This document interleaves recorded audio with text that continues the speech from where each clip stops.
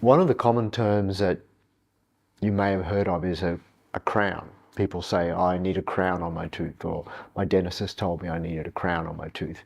And a lot of times there's some confusion about what that really is and why you need it and what it does. So let me just take a second to explain some of that. So a crown can be thought of like a helmet or a cap, a thimble that fits over the top of the tooth.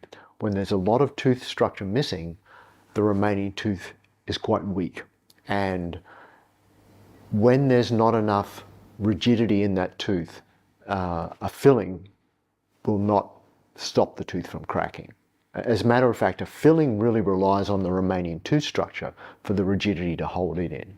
And so when you're missing a fair proportion of the tooth, and if you think of it as around about a half of the tooth above the gum, or a third to a half, there's not a lot of tooth structure left there, and certainly not enough to hold a filling in place and stop the tooth from cracking and breaking. And cracking and breaking teeth is one of the main reasons that people lose teeth. So often a dentist will say to someone, you've got some problems with this tooth, there's a crack in the tooth, there's some decay in the tooth, there's a big old filling. My recommendation is to have a crown. And people think, well, they could fill it last time. And they probably could, but things change, and usually not for the better. So that's why often dentists will recommend a crown. It's to make things stronger. It's to try and minimize the risk of any further complications, and to do something that's durable, that will help you to keep that tooth the rest of your life. One of the other reasons that dentists can recommend a crown is when there's a lot of tooth structure missing, it's technically very difficult for the dentist to build the shape of that tooth correctly, so that it's easy to clean, so that it functions properly, so you don't get food caught down between that tooth and the next one and have problems with the gum.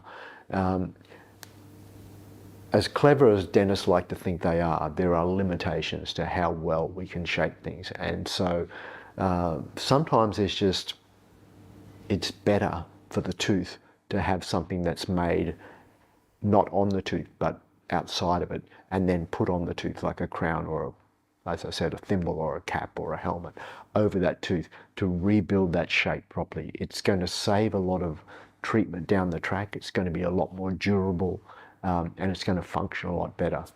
If you do need a crown on your tooth, this is what you could expect. So the dentist will usually take out all of the old filling, and that's important that you take all of it out so you can see exactly what's going on underneath. You should never assume that everything's good from before.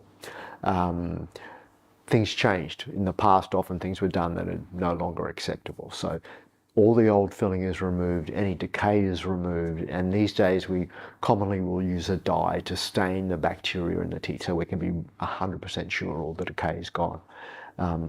Usually, not all the time, but usually when there's a lot of tooth missing, we need to build up what's called a core, which is like a filling that acts as a foundation for the crown. And that's placed in the tooth, and then there's some sort of impression taken, either a scan, and these days we've got 3D cameras we can use to do that digitally, or in the old school way of taking a mold of the tooth. And then that is used to fabricate the crown on. If we're doing it 3D, many times we can do it at one visit. And there's lots of advantages with that. Obviously, time for the patient, they have to go back and come back again. You don't need to be numb twice. But even for the dentist, technically there's advantages with the bonding of the crown to the tooth, because the dentine is what we call fresh. It's not contaminated, and so it's much better if you can, if it's appropriate, do it at that one visit. If not, as I said, the old school way is, you pop a plastic temporary cap on the tooth that holds everything in position and protects the tooth, and then a couple of weeks or months or whatever later, the patient comes back in and that plastic one's taken off and the real one's put on. And crowns can be gold or ceramic or a mixture. These days, most, about 80% are all ceramic, and there's big advantages with that as far as strength and also as far as appearance. Nevertheless, gold still has its place in some cases. I have some of each in my mouth. It just depends on the clinical situation as to what is going to serve best. So you've probably heard of the term a dental bridge, and like any bridge, it's something that spans a space.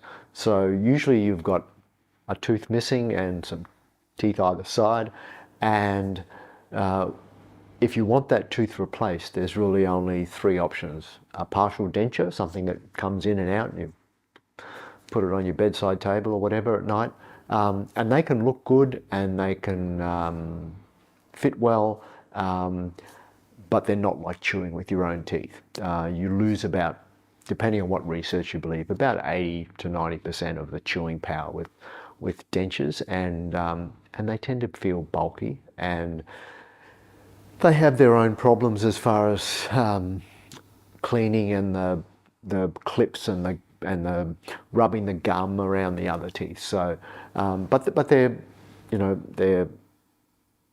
they have a place. They're low cost and they can look good, as I said. And sometimes they're the only answer. The second option is an implant, where we put something into the bone and then the bone grows onto that and we build a tooth on top of that. And to do that, you need the bone there. And sometimes, especially if the tooth's been gone for a while, the bone's not there. Or there's been infection that's eaten away at the bone. So implants are good, and they certainly give you, close, not as good as your own teeth, but close to your own teeth chewing power. But sometimes you can't do that. And we've had patients that have had seen specialists and had bone grafting and so forth to put implants in, and it hasn't worked out. And so nothing is 100% success rate, even in the best of hands. So implants are an option, but sometimes they're not suitable as well. The third option is a bridge. And you need a good tooth either side normally for a bridge. And it's like you're having a crown on one tooth and a crown on the other tooth and a false tooth in the middle, and it's all joined together. And that's been a very long-standing way of doing things. Bridges have been around for 100 plus years, probably more. And certainly, I've been doing it for 40. So bridges are something that is tried and true. Again, you need strong teeth either side to take that extra load, so it's not something that can be used anywhere, and there's limits to how long the bridge can be. But it can be very effective and very durable.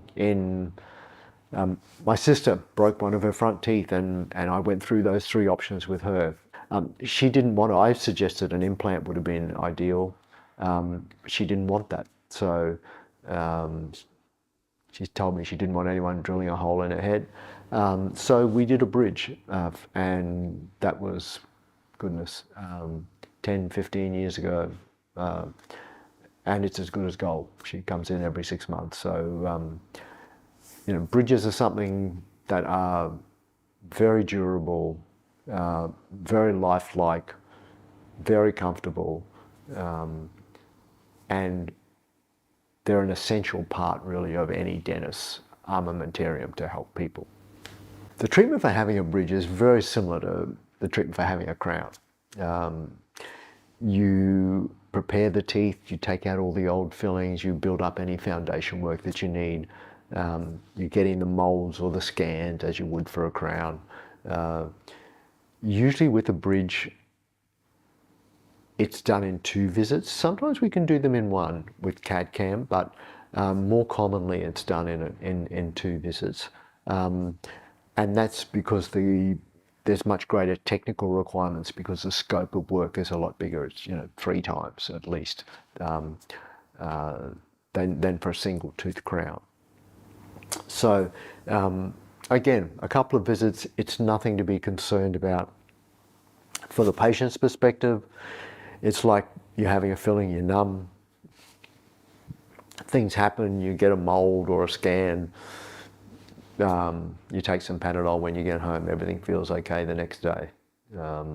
And then a couple of weeks later, you come in, the temporary bridge is taken off, and things are fitted and glued into position, and that's everything done.